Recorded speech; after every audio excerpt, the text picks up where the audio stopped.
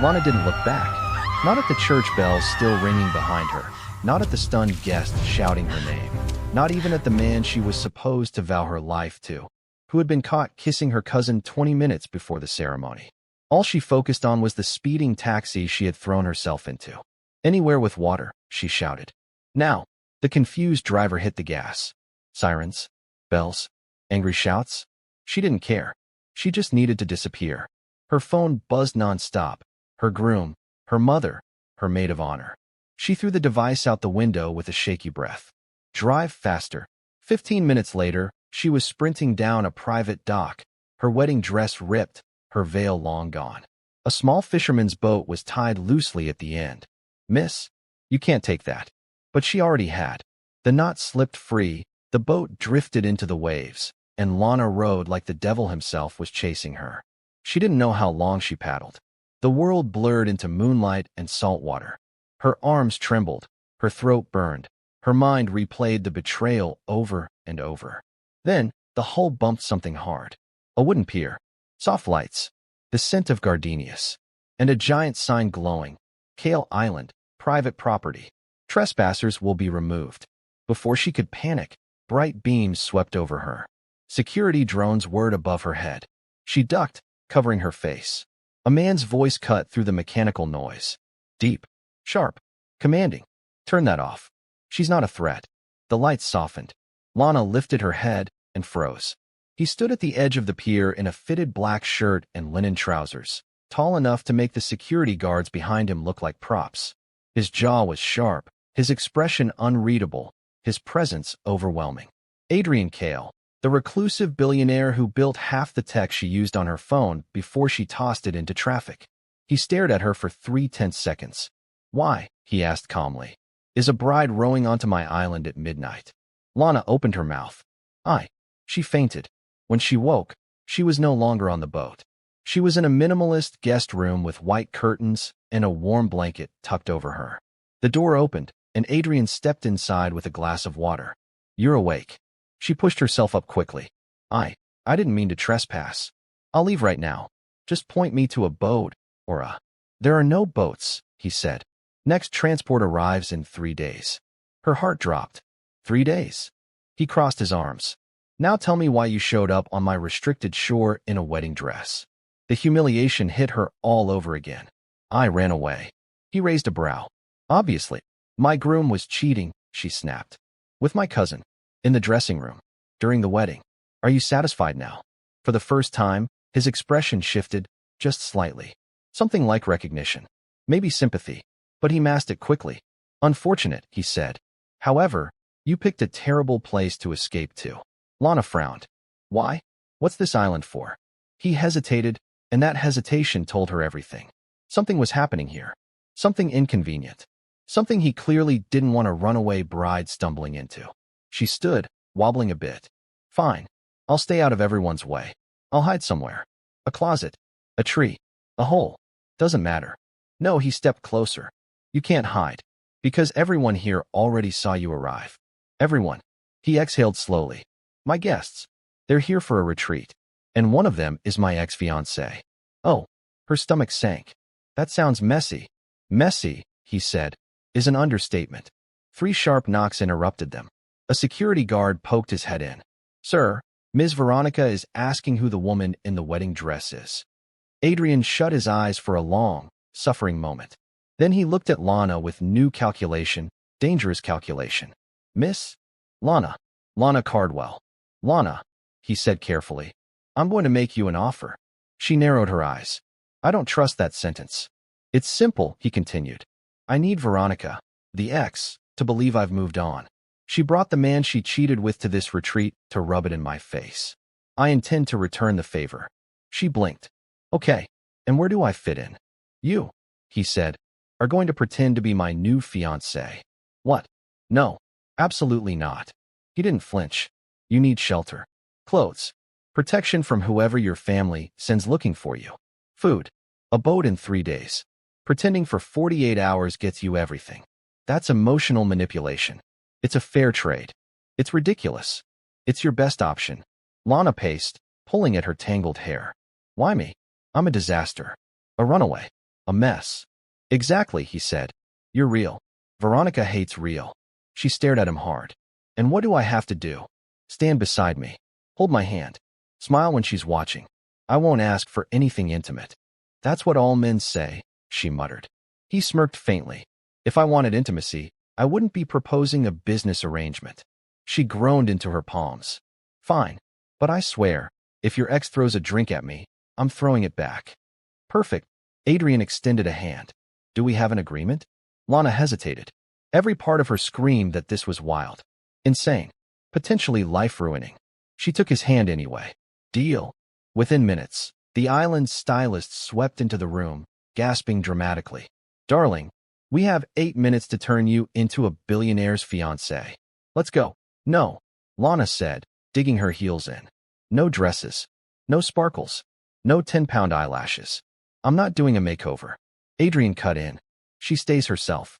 Just clean her up. The stylist was stunned. You want her natural? Lana crossed her arms. I'm right here. The stylist sighed aggressively. Fine, but at least let me fix the bird's nest on her head. Lana rolled her eyes. Do what you must. 10 minutes later, she was stepping out into the glowing courtyard, looking nothing like a bride or a runaway. Just herself, but polished.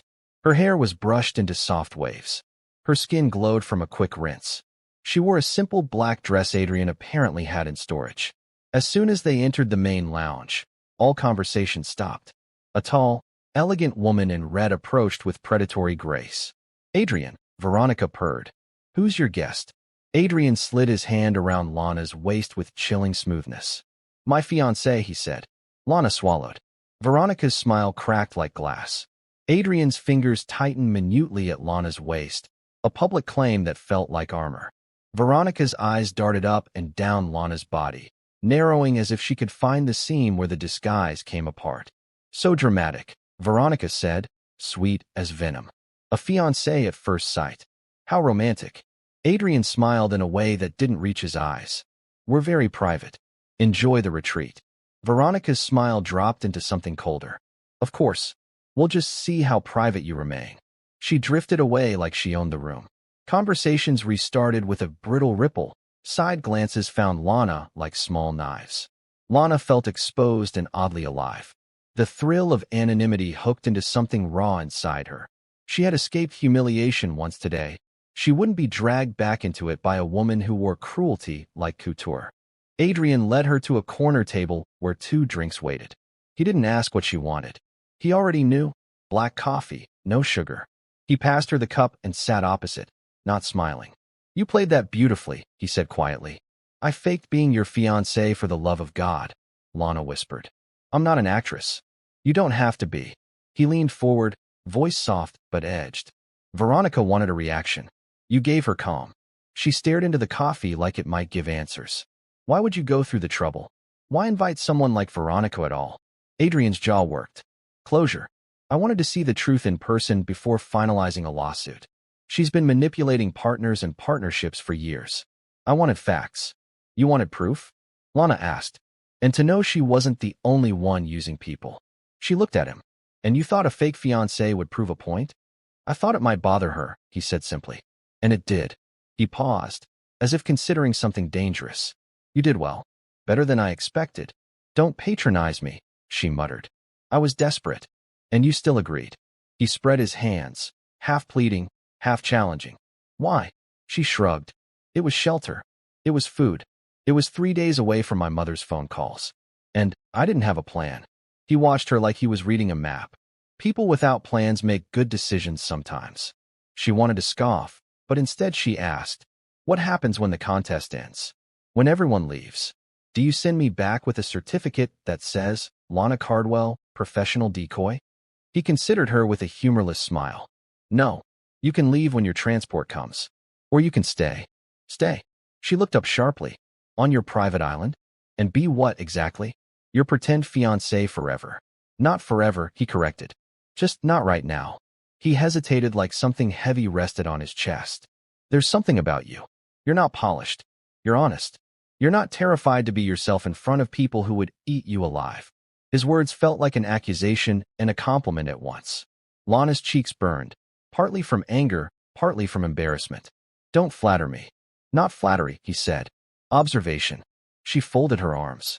Fine. I'm staying until transport. That's it. He nodded. Good. The night walled around them in a brittle hush. Veronica circled through the group, tips of her laughter landing like small stings.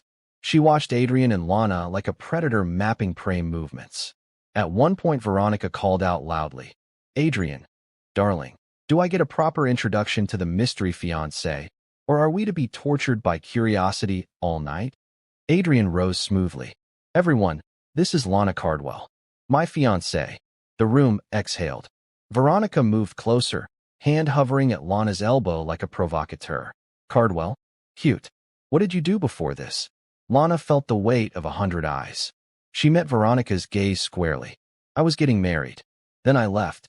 A ripple of gossip crawled through the room like an insect infestation. Veronica's smile thinned to a line. You left at the altar? Yes, Lana said. Because the man I was marrying. Don't, Adrian interrupted. Let's not be crude. Veronica's eyes flashed. So she's running from love. How romantic for you, Adrian. Timing is everything. Lana's pulse drummed in her ears. You don't get to make my story pretty for your amusement, she snapped. Careful, Veronica said silkily. You might forget the line between drama and delusion. Adrian's hand tightened, and for the first time Lana saw his control slip into something raw. You want to humiliate her? Try another day. Veronica's laugh hit like ice. Always so noble. This is a retreat for healing, Adrian. Why invite the baggage? Unless you're looking to test loyalty, your own. He met her challenge without rising. I invited you for closure, not for drama. And now you stage a drama with a stray bride. She leveled her look at Lana. How theatrical. The night escalated into small barbs, exploding into larger questions. Veronica made a pointed toast to new beginnings, her tone laced with poisonous curiosity. Lana's throat tightened. She wasn't a trophy or a footnote. She had run away once and would refuse to be controlled again. At the table's periphery, a man from Veronica's circle, tall, nervous, clearly new to this kind of event, leaned forward. Veronica, do you think? No, you do not speak, she snapped. Lana watched the exchange with a growing sense of strategy. She wasn't just surviving this retreat, she could turn it. If Veronica wanted to play games, Lana would play with rules of her own. When a lull opened, Adrian leaned in toward Lana, voice barely a thread. Your story, if you want to tell it properly, do it on your terms. He met her eyes. I'll back you. She breathed out a laugh that was half disbelief, half relief. Adrian Kael, a billionaire, backing me? That sounds ridiculous. Then make it work, he said. Be unbreakable tonight. She studied him. The island's glow painted him in shades that hid more than they revealed. Yet there was a promise in his posture, a line drawn between him and Veronica. Lana realized she was not the only one nursing old wounds. Adrian's coolness was a shield hiding scars she sensed but did not yet understand. The evening progressed into rituals of luxury and satisfaction. Guests drifted into small groups. Drinks appeared and disappeared like brief alliances. At one point, Lana found herself standing beside a saltwater pool, the sky staking its claim with a splash of stars. Veronica's laughter drifted across the tiled surface like a challenge. Lana contemplated the water, the reflection of someone she barely recognized. Footsteps approached. Adrian stayed near her side, an unspoken sentinel. You okay? He asked. No, she admitted. But I'm surviving. Good. He looked out across the pool. There's a charity auction tomorrow. Veronica's planning to outbid and outshine, as she does. She'll try to embarrass me, I expect. How? She always makes it personal, he said. I intend to take the high road until she trips. Lana's eyes narrowed. What if she trips me instead? He smiled. A brief, dangerous arc, then we make sure she falls on her own ego. They shared a look, a conspiracy forming like silver lightning. Someone clapped at the far end of the courtyard, and the assembled crowd moved as if the planet had shifted. Lana's heart hammered. Survival required strategy. She would not be a pawn. She would be a player. Before she could say more, the island's manager announced a midnight bonfire would end the evening. Lanterns were lit. Guests drifted toward heat and spectacle. Veronica walked by them like a storm front, her presence drawing eyes. Lana stood, and as she did, the Coast Guard's lights cut across the bay. In the distance, a small boat nearly invisible under starlight drifted past, a silhouette. Lana's chest lurched. For a moment she imagined her old life had come to fetch her. She felt the old panic rise. Adrian must have seen it too, because he stepped forward and placed his hand at the small of her back, guiding her away from the railing. "Not tonight," he said softly. She looked at him, and in that moment, under the stars and noise, she felt an alliance she hadn't expected. Not love, yet, but a tether. A choice to be brave not for a man on a platform, but for herself. When the bonfire burst into a bright orange heart, Lana inhaled and, in a quiet voice, made a decision. She would play the part. She would hold her line. And when the time came, she would not let Veronica or anyone else write her ending. A soft chime from someone's phone sounded like a bell. The island's night hummed, and Lana, for the first time since leaving the church, smiled. Not because she had found answers, but because she had found a war worth fighting. The bonfire crackled, sending sparks twisting into the night sky as guests gathered in a loose semicircle. Lana felt heat on her skin and tension in her spine. Veronica held court near the flames, casually cruel as she tossed stories like darts. Adrian stayed close beside Lana, not touching her, but his presence felt like a shield she could lean against if she needed to. His voice brushed her ear. "Remember, she looks for weakness." "Great," Lana muttered. "I've had the longest day of my life. I'm wearing borrowed clothes, and I haven't eaten since breakfast. Weakness is practically tattooed on my forehead." "Then we bluff," Adrian said simply. Before Lana could respond, Veronica stepped forward with the grace of someone who knew everyone was watching. "Adrian," she purred, "why don't you introduce your fiancé properly? You've barely shared anything about how you met." Her eyes flicked over Lana. "Or when you met." Lana smiled lightly. "We met 2 months ago. Grocery store." She shrugged. "He grabbed the last box of mint chocolates. I stole them. He chased me. The rest is history." People laughed, surprised, delighted, charmed. Veronica blinked, thrown off for a split second. Adrian slid a glance at Lana, impressed despite himself. "Charming," Veronica said coolly. "Though odd. Adrian doesn't shop for groceries. Ever." Lana nodded. "Oh, he didn't. He was buying flowers." Someone behind Veronica gasped. Adrian's brow arched in amusement, playing along. Lana fought the urge to grin. Veronica's lips parted, either to argue or attack, but Adrian cut her off. "She stole my chocolates," he said with a shrug. "What can I say? It was fate." The crowd burst into soft laughter again. Lana relaxed a fraction, until she realized Veronica wasn't retreating. Instead, Veronica stepped closer, lowering her voice so most couldn't hear. "Cute story," she murmured. "But you're lying. And sooner or later, Adrian will tire of pretending." Lana didn't blink. "You speak from experience, I guess." Veronica's smile twitched, almost imperceptibly. Lana kept going. "Relax. I'm not here to steal anything from you. I don't want your titles or your spotlight. I just want 50 hours of peace." Veronica tilted her head. "Tell yourself that. But the moment you're gone, he'll thank me for immunity from, well." Her gaze swept Lana. Temporary distractions. Lana's stomach tightened, not from insecurity, but from the audacity. "Well," she said lightly, "we'll both see." Veronica's eyes sharpened. "We will." She drifted back into the crowd. Adrian walked up beside Lana, speaking quietly. "What did she say?" "That she'll win," Lana replied. His jaw flexed. "Not tonight." The bonfire gathering broke into dancing and low laughter. But after Veronica left her, Lana found her nerves stirring again. The lights, the people, the expectation, it all pressed into her until she excused herself and walked down a path toward the beach to breathe. The night wind was cooler there, softer. She pressed her bare feet into the sand and finally exhaled. "You ran away from your wedding. Now you're pretending to be engaged to a billionaire," she muttered. "You're insane." "And talking to yourself," Adrian's voice said behind her. She jumped. "Do you walk silently on purpose?" "Only when someone looks like they're planning an escape." "I'm not planning an escape," Lana said. "Just thinking." He stood beside her, hands tucked in his pockets. "You handled Veronica better than most. That woman is a dragon in lipstick." "Yes, but you didn't let her burn you." Lana hugged her arms. "She thinks I'm a joke."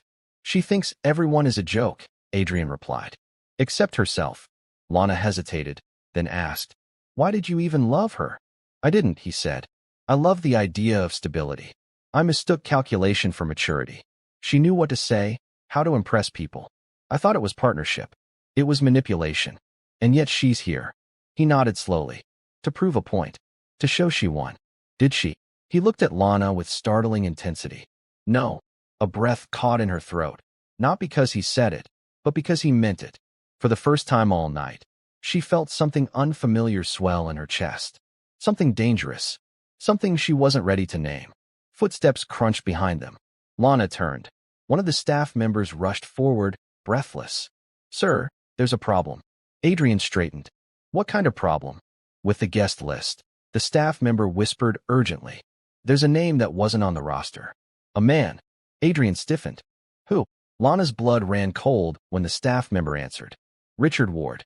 Lana's former groom." "What?" she breathed. "No. No, he can't be here. He doesn't even know where He tracked your phone's last signal," the staff member said. "Security found him trying to get past the docks. He's demanding to see you." Lana stumbled back, panic lighting her nerves like fire. I can't see him. I can't. Not tonight. Not ever. He'll drag me out of here." "He'll." Adrian stepped closer, voice low and unshakable. "He won't touch you." Terror tightened her breath. "Adrian, you don't understand. He's not just a cheater. He's controlling. Manipulative.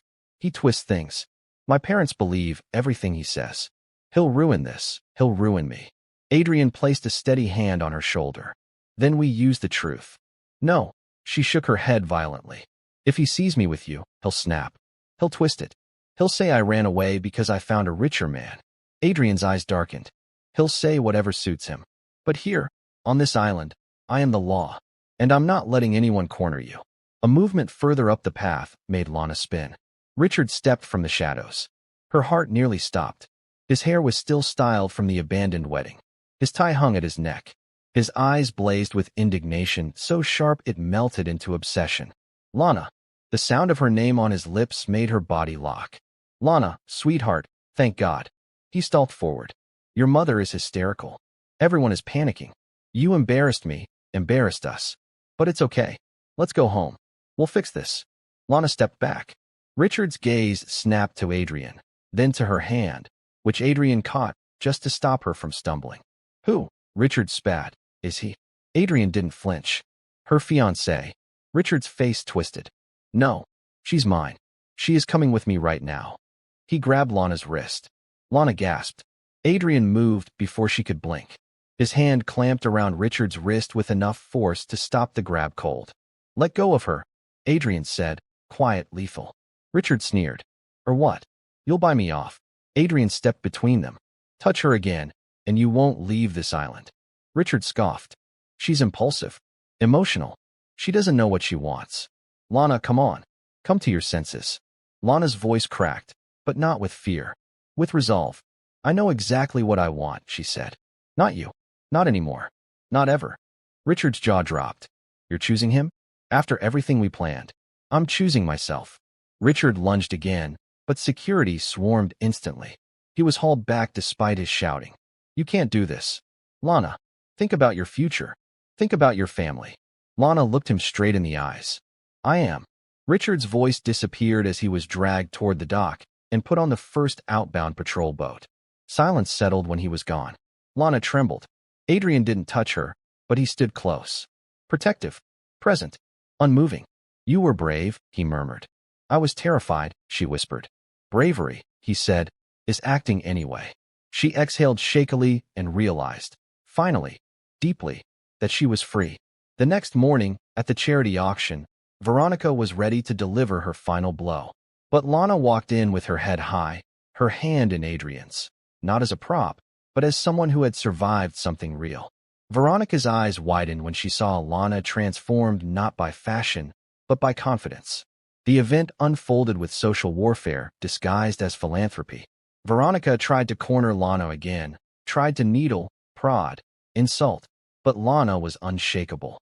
At the final auction item, Veronica bid a staggering number purely to outshine Adrian. Adrian didn't blink. Lana lifted her paddle. She outbid Veronica by a single, devastating dollar. The room erupted. Veronica's expression cracked. Her smooth composure crumbled for the first time.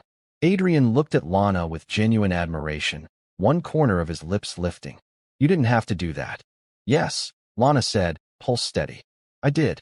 That night, when the retreat ended, Adrian walked her to the pier where the transport boat waited. The wind brushed her hair across her shoulders.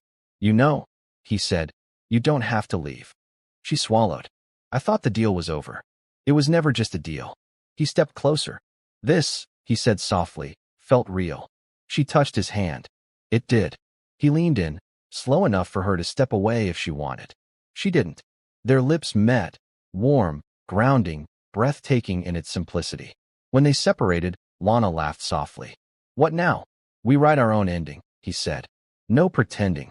She smiled, wider than she had in months. I'd like that. The boat honked, calling passengers. Lana crossed the walkway, paused, turned back. Adrian. Yes. Next time I run, she said, run with me. He smiled. Always. The boat pulled away from the island, and Lana watched the figure on the pier grow smaller, yet somehow remain the most vivid thing in her world. If you enjoyed this story, make sure you subscribe, like, and drop a comment about your favorite moment. More gripping billionaire tales drop every week.